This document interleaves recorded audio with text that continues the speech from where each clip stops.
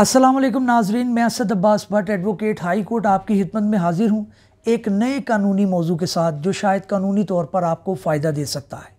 नाजरीन, प्रीवियसली हम cancellation of bell पर पहले बात कर चुके हैं, उसके ऊपर एक डिटेल वीलॉग जो है वो पहले बन चुका है जो मैं आपसे शेयर भी कर दूंगा लिंक के अंदर। लेकिन आज हम स्पेसिफिकली बात करने जा रहे हैं कि जब क्रॉस वर्जन जो है वो काटा जाए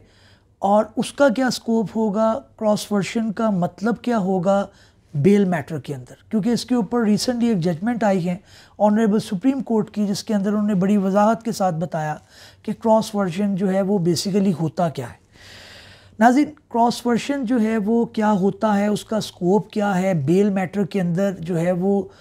इसका कहाँ तक बेनिफिट मिल सकता है, कोई बेल को ग्रांट करने में या रिफ्यूज़ करने में, इन सारे पहलुओं को डिस्कस करेंगे। लेकिन आपसे पहले गुजारिश ये है कि हमारे साथ जुड़ जाएं और हमारे चैनल को सब्सक्राइब कर लें ताकि आपको कानूनी इन्फॉर्मेशन बर वक्त मिलते रहे और आप उससे फ़ायदा उठाते रहें। तो नाज़रीन, आइए पॉइंट वाइज पॉइंट बात करते हैं। सबसे पहले ये कि क्रॉस वर्जन जो है वो क्रिमिनल लॉ के अंदर FIR से रिलेटेड क्या होता है। देखिए, क्रॉस वर्जन जो है वो बेसिकली ये एक चीज़ है कि जब एक पार्टी अपना मौक़िफ़ बयान करती है, जैसे ए कहता है कि जी मुझे बी ने फ़लाँ दिन को मारा जबकि मैं अपने घर पे मौजूद था, जबकि बी का ये कहना है कि जनाब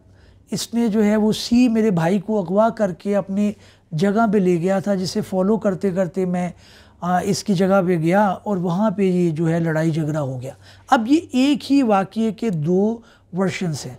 यानी कि एक पार्टी एक कहती है और दूसरी पार्टी उसी वक़ूए के मुतल्लिक अपना बयानिया कुछ और रखती है। इसे हम सादा ज़ुबान में, सिंपल लैंग्वेज में क्रॉस वर्जन कहते हैं क्रिमिनल लॉ के अंदर, FIR के अंदर। तो नाज़रीन, इसको समझने के बाद आगे चलते हैं कि मान लीजिए कि क्रॉस वर्जन जो है वो अगर FIR के अंदर काटा जाए तो बेल जो है दोनों पार्टियों को उसका बेनिफिट कहाँ तक उसको मिल सकता है, क्या इसे मैटर ऑफ फर्दर इंक्वायरी जो है वो कहा जा सकता है, क्योंकि जाहिर है दोनों पार्टियों का अपना एक मौक़िफ़ है जिसके ऊपर कोर्ट ये कह सकता है कि जनाब ये at the time of trial decide होगा कि कौन कसूरवार था, कौन अग्रेसर था और कौन जो था वो ओप्रेसर था, जिसके ऊपर जो है वो ओप्रेस था, जिसके ऊपर जो जुल्म हुआ। तो नाज़रीन, इसी चीज़ को लेकर जो है वो 3-4 पॉइंट ऑनरेबल सुप्रीम कोर्ट ने जो है वो डिस्कस किए और इस रिसेंट जजमेंट के अंदर उन्होंने एक उसको जो है वो रीट्रीट किया, दोबारा उसको जो है वो फोर्स किया। नंबर 1 ये, पहले आप इस पिटिशन का नंबर काइंडली नोट कर लें। ये सुप्रीम कोर्ट ने दी है जी और ये डिवीज़न बेंच के ऊपर मुश्तमिल था। इस पिटिशन को सुनने के लिए ऑनरेबल जस्टिस मंसूर अली शाह साहब ने ये राइट किया है। जो राइटर हैं इस जजमेंट के वो सैयद मंसूर अली शाह साहब हैं और इस तरह से जस्टिस अमीनुद्दीन साहब जो हैं वो इस DB के अंदर मौजूद थे। और इसकी जो पिटिशन नंबर है क्रिमिनल पिटिशन नंबर 301/2022, यानी क्रिमिनल पिटिशन 301/2022 और इसका जो टाइटल है वो है मोहम्मद रफ़ीक वर्सेस स्टेट। और नाज़रीन, मैं इसका लिंक भी शेयर कर दूंगा आपके साथ जिससे आपको आसानी से जजमेंट पढ़ने के अंदर आसानी होगी। अब जो इस केस का जो है वो फैक्ट्स थे वो ये थे कि जो पिटिशनर था उसको हाई कोर्ट से बेल ग्रांट हुई, जो कि मुल्ज़िम था उसका अपना एक क्रॉस वर्जन था और उसने वो रिकॉर्ड करवाया था। पुलिस ने उसको फॉल्स करार दिया था उसकी कहानी को, जबकि जो मुद्दई मुकदमा थे या कंप्लेनेंट थे उनकी जो है वो मौक़िफ़ को उन्होंने ठीक करार दिया अपनी इन्वेस्टिगेशन के अंदर। लेकिन बहरहाल ऑनरेबल हाई कोर्ट ने इस मुल्ज़िम की जो है वो बेल पिटिशन को मंजूर कर लिया। जब इसको मंजूर कर लिया, जो मुल्ज़िम था उसका नाम था जी, आप नोट कर लीजिएगा, मोहम्मद फ़ारूक। मोहम्मद फ़ारूक की पिटिशन को हाई कोर्ट ने जो है वो मंजूर किया बेल को। उसकी कैंसलेशन के लिए ये पिटिशन फ़ाइल की गई और उसके अंदर जो मुद्दई थे वो मोहम्मद रफ़ीक थे। अब दोनों पार्टियों का जो अपना मौक़िफ़ था वो बड़ा क्लियर था कि जनाब इस मुकदमे के जो फैक्ट्स थे वो ये थे कि जो फ़ारूकी साहब थे, जो मोहम्मद फ़ारूक साहब जिनकी bail petition honourable high court ने मंजूर की थी, उनके ऊपर FIR के मुताबिक ये इल्ज़ाम था कि उन्होंने पिटिशनर के जगह पे जाके हमला किया है और वहाँ पे एक शख्स को हलाक कर दिया है। कुछ लोग इनके साथ थे,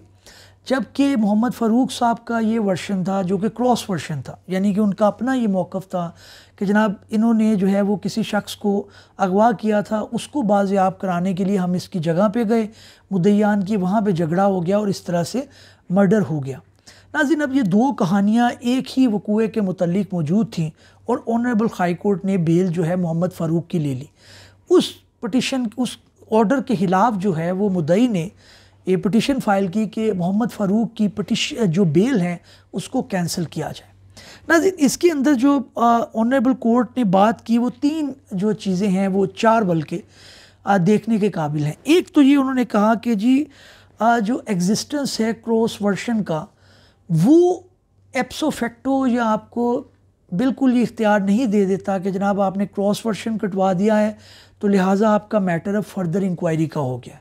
अब फर्दर इंक्वायरी क्या होती है, यानी कि वो उसके अंदर 497(2) के अंदर ये मौजूद है कि जहाँ पे जो है कोर्ट्स बेल ले सकती हैं। एक ग्राउंड ये है कि जहाँ पे अब अभी फर्दर इंक्वायरी का मार्जिन मौजूद हो, यानी कि कोर्ट को अभी कंफ्यूज है, कोर्ट को इतनी क्लियर कट नहीं पता कि ये हुआ है या नहीं हुआ, जो मटेरियल कोर्ट के सामने अवेलेबल हो, तो लिहाजा कोर्ट उसको टर्म करता है, कहता है कि मैटर ऑफ फर्दर इंक्वायरी है, लिहाजा इसके अंदर बेल ग्रांट कर दी जाए।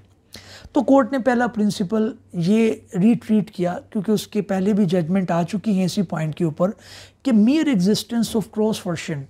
यानी ये है कि अगर दो कहानियां हैं एक ही वकूए की, तो उससे जो पटिशनर होता है जिसको बेल लेनी होती है उसका ये हक नहीं बन जाता कि उसको मैटर ऑफ फर्दर इंक्वायरी बन जाएगा और उसको बेल ग्रांट कर दी जाएगी। और इस सिमरे के अंदर कोर्ट ने जो है वो तीन जजमेंटों का भी हवाला दिया, जो मैं स्क्रीन पर आपको दिखाने की भी कोशिश करता हूँ। उसके अंदर उस्मान वर्सेस स्टेट, ये 1975 पब्लिश हो चुकी है, 1975 SCMR 391 पेज के ऊपर। और इसी तरह से उन्होंने फिर दूसरी जजमेंट का जिक्र किया, नासिर वर्सेस स्टेट 1992 SCMR, और इसका जो पेज है वो 501। ये भी उन्होंने बताया कि जो है वो क्रॉस वर्शन जब कट जाए तो उसका मतलब ये नहीं है कि मैटर फर्दर इंक्वायरी का हो गया, बेल दे दें। तीसरा उन्होंने जजमेंट जो जिसका हवाला दिया उसका टाइटल है आरी वर्सेस आमिल, और ये भी पब्लिश हो चुकी है 2005 के अंदर, और इसका SCMR ही में छपी है और इसका पेज है 1402। ये तीन जजमेंटों को उन्होंने इस पॉइंट के ऊपर हवाला दिया कि भाई क्रॉस वर्शन जो है वो आपको इंटाइटल नहीं करता कि आपका जो मैटर है वो फर्दर इंक्वायरी का हो गया, आपको बेल मिले, इस तरह तो फिर नहीं हो सकता। दूसरा जो इसके अंदर इम्पोर्टेंट पॉइंट उन्होंने कहा वो ये था कि जी तब कोर्ट जो है वो बेल ले सकता है जब क्रॉस वर्शन कोर्ट को जो मटेरियल अवेलेबल है उसके दो सूरत हाल हो। एक तो ये कि क्रॉस वर्शन सच साबित हो रहा हो, लग रहा हो कि ये हुआ है, और मटेरियल जो रिकॉर्ड के ऊपर है उससे ये अया हो रहा हो कि क्रॉस वर्शन के अंदर जान मौजूद है और इसकी बंदे की बेल ले लेनी चाहिए। और या फिर ये कि जो है वो लगे कि दोनों के मौक़िफ़ के अंदर जो क्रॉस वर्जन दोनों पार्टियों ने जो मौक़िफ़ इख्तियार किया है, कोर्ट उसके अंदर कंफ्यूज हो, दोनों में लग रहा हो कि डाउट है, दोनों में लग रहा हो कि सच्चाई है, कोर्ट कोई जो है वो कंक्लूसिव जो है वो उसकी अप्रोच ना हो। जो मटेरियल अवेलेबल है, मटेरियल क्या हो सकता है, 161 की स्टेटमेंट हो सकती है, मेडिकल रिपोर्ट हो सकती हैं, रिकवरी हो सकती है, ये चीज़ें जो क्रिमिनल लॉ के अंदर आपकी होती हैं, उसकी बुनियाद के ऊपर अगर कोर्ट को लगे कि जनाब ये मैं किसी नतीजे पे नहीं पहुंच रहा, या फिर कि मुझे जो पटिशनर है जो बेल लेने आया है उसका क्रॉस वर्जन सच लग रहा है, तो ये दो सूरतों के अंदर जो है वो कोर्ट बेल ले सकता है। इसके अंदर भी ऑनरेबल सुप्रीम कोर्ट ने जो है वो आज कुछ जजमेंटों का हवाला दिया। हम स्टूडेंट ऑफ लॉ जजमेंटों को ज़्यादा कोट करते हैं ताकि बाद में किसी केस के अंदर ज़रूरत पड़े तो हम उसको इस्तेमाल कर सकें, वो भी आप नोट कर लें। इस पॉइंट के ऊपर है जी कि हमीद वर्सेस जाहिद, ये भी पब्लिश हो चुकी है 2011 SCMR, और इसके अंदर पेज जो है वो 606 है। इसी तरह से अगली जजमेंट है लियाकत वर्सेस स्टेट, ये भी पब्लिश हो चुकी है 2013 SCMR, और इसका पेज है 1520। और इसी तरह से फिर एक जजमेंट उन्होंने लिखी इसी पॉइंट के ऊपर अब्बास वर्सेस स्टेट, और ये भी पब्लिश हो चुकी है 2017 SCMR 1730। ये तीनों जजमेंट है इस पॉइंट के ऊपर। तीसरा जो पॉइंट जो ऑनरेबल कोर्ट ने कहा वो बड़ा काबिल ज़िक्र है और as a student of law हमें अप्रिशिएट करना चाहिए। मंसूर अली शाह साहब हमेशा जो है वो पिछले जो प्रेसिडेंट्स हैं उनका हवाला देकर बात करते हैं, उसकी जो है वो गहराई तक जाते हैं कि इसके अंदर जो प्रिंसिपल सेटल्ड है उसी को फॉलो किया जाए। और उसी लिए जो as a student of law हमारी बड़ी ये कह लें कि एक जो है वो खुशी होती है पढ़ के जजमेंट, जब हमें इस तरह की चीज़ों से आगाही मिलती है। तीसरा पॉइंट भी उन्होंने कहा कि भाई जो आप अगर ये एक प्रेसिडेंट बना लेंगे, ये एक रवायत बना लेंगे कि ऐसा जो है केस है जिसके अंदर दो क्रॉस वर्शन है, तो उसके अंदर पटिशनर दोनों के जी बेल मिले ही मिले, तो हर बंदा एक FIR का क्रॉस वर्शन कटवाएगा और उसके अंदर बेल लेके दोनों बाहर होंगे। तो ये सेटल प्रिंसिपल नहीं है जो ऑनरेबल सुप्रीम कोर्ट ने सेटल किया हुआ है, इसलिए अप्रिशिएट नहीं कर सकते हम इस टेंडेंसी को या इस अप्रोच को कि जी क्रॉस वर्शन कट गया है तो बस जी मैटर ऑफ फर्दर इंक्वायरी बन गया है, अब इनको बेल दे दी जाए। तो ये ऑनरेबल सुप्रीम कोर्ट ने और सैयद मंसूर अली शाह साहब ने और अमीनुद्दीन साहब ने इस चीज़ को डिस्करेज किया कि क्रॉस वर्जन का कट जाना इस चीज़ की कोई गारंटी नहीं है कि आपको बेल मिलेगी। और इसी के अंदर उन्होंने फिर जो है वो एक जजमेंट का हवाला दिया, आरिफ वर्सेस आमिल, ये शायद पहले भी मैंने जिक्र किया है, 2005 SCMR 1402। तो नाज़रीन ये 3 पॉइंट जो हैं वो काबिल ज़िक्र थे। इसके अलावा चौथा जो पॉइंट है इस जजमेंट के अंदर जो आया है, जब क्रॉस वर्शन का जिक्र किया है और स्कोप के अंदर और बेल के अंदर उसकी बात आती है, तो वो चौथी चीज़ उन्होंने जो की है वो भी उन्होंने कही है कि जी कोर्ट जब ऑनरेबल सुप्रीम कोर्ट जो है जब बेल ग्रांट हो जाती है तो उसके बाद जो है वो हाई कोर्ट ने बेल ग्रांट कर दी, तो ऑनरेबल सुप्रीम कोर्ट हमेशा रिस्ट्रेंट शो करता है कि इस मामले में ना पड़ा जाए। बेल आ चुकी है, बेल हो चुकी है, ट्रायल के अंदर पार्टीज़ जो हैं वो अपना अपना एविडेंस पेश करें और अगर डिफेंस पेश करना चाहते हैं वो भी करें। और वैसे डिफेंस नॉर्मली 342 की स्टेटमेंट ही करवाते हैं, उस पर भी कभी वी लोग करेंगे,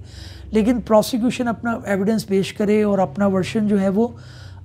भी ले आए, मुल्ज़मान भी अपना ले आए, डिफेंस भी ले आए। और honourable supreme court bell grant होने के बाद हाई कोर्ट से अवॉइड करता है कि उसके अंदर दखल अंदाजी की जाए। लेकिन उनका ये कहना है कि जब इस तरह का मामला हो कि जिसके अंदर ऑर्डर परवर्सिव लग रहा हो या आर्बिट्रेरी लग रहा हो, क्योंकि मटेरियल जो अवेलेबल था उसकी बुनियाद के ऊपर उसको नहीं देखा गया और कोर्ट ने उसको ऑनरेबल हाई कोर्ट ने बेल ग्रांट कर दी, तो ऑर्डर जो है वो परवर्सिव है to the settle principle of honourable supreme court of Pakistan and the law settle by the apex court,